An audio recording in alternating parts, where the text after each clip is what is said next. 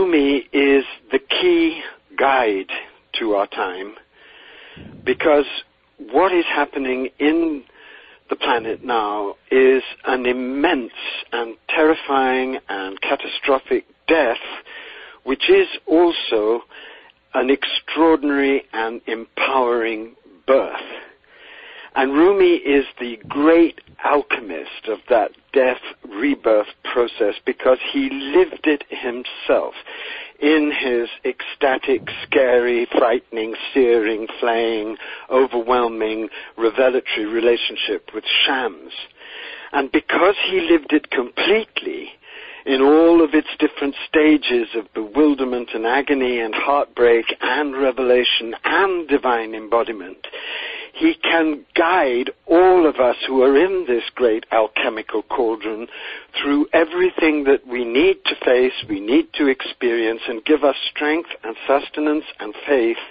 as we burn away into our authentic divine identity. There are fundamentally 4 different stages in the path to the divinization of the human, and this is known both in the depths of Christian mysticism and in the depths of Sufi mysticism, and they are very, very alike. The first stage is what I call the call, and this is when a human being responds rapturously and tenderly to the beginnings of divine awareness.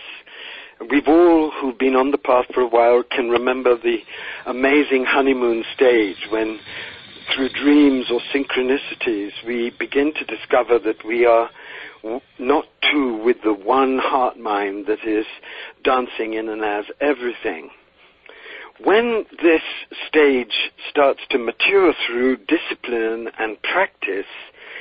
then the fire of love descends into you, and you start the second stage, in which you become an ecstatic lover. You become so lost in love for the divine that your whole being starts to burn in wonder and in ecstasy and in passion for God. And this is an amazing stage. It's like St. John of the Cross said, who was very influenced, I believe, by Rumi. He said, you take the log out of the forest, and at first it's very smoky and it burns all of its blemishes off, and then when the fire starts to penetrate it, it begins to crackle with flame. But there's one very big problem about this second stage, and that is that you are still you, and you're still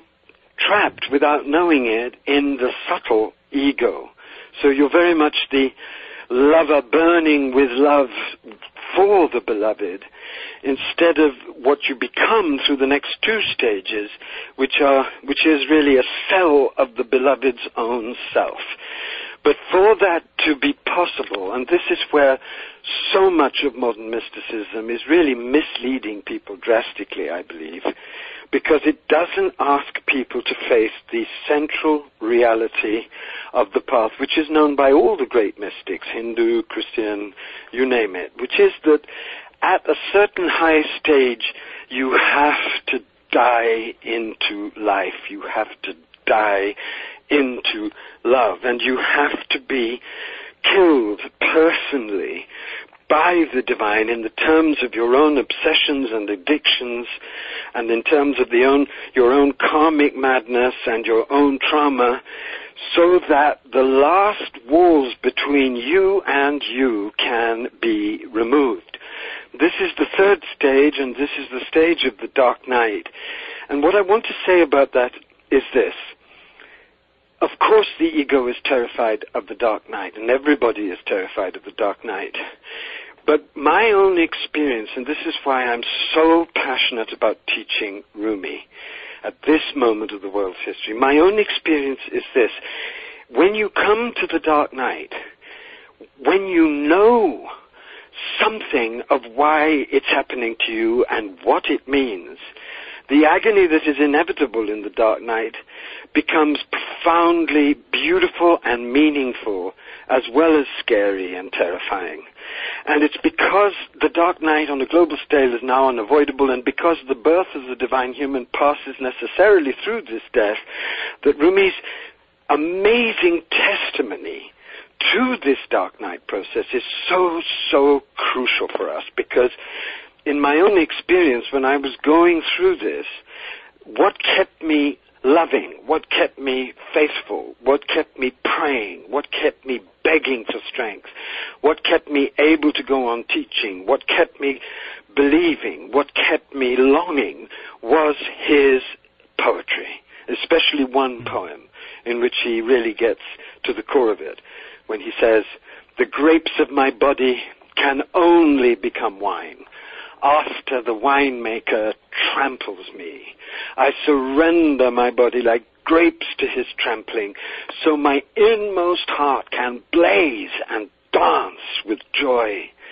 And although the grapes go on sobbing blood and screaming, I cannot bear any more anguish, I cannot bear any more cruelty. The trampler stuffs cotton in his ears and says, it is I who am the master of this work, and I'm not working in ignorance, and you can deny me if you want. God knows you have every excuse. But when through my passion you reach perfection, you will never be done praising my name." And I cannot begin to describe to you, Stephen, how that poem, that one poem,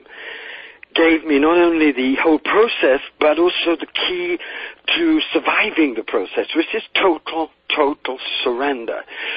Surrender so that as the process happens, your inmost heart that is being made conscious of the necessity of the process by divine grace